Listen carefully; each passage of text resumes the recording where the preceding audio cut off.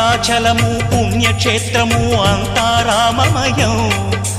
భక్తుడు భద్రుని కొండగా మార్చి కొలువై ఉన్న స్థలం.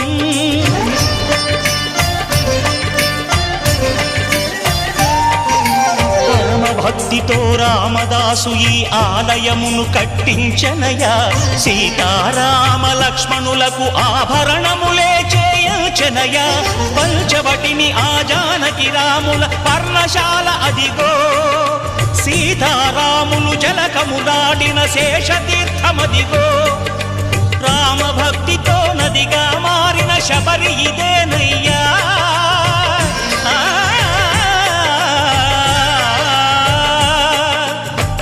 భక్తితో నదిగా మారిన శబరి ఇదేనయ్యా. శ్రీరామ పాదములు నిత్యం కడిగే గోదావరి అయ్యా. ఈ క్షేత్రం తీర్థం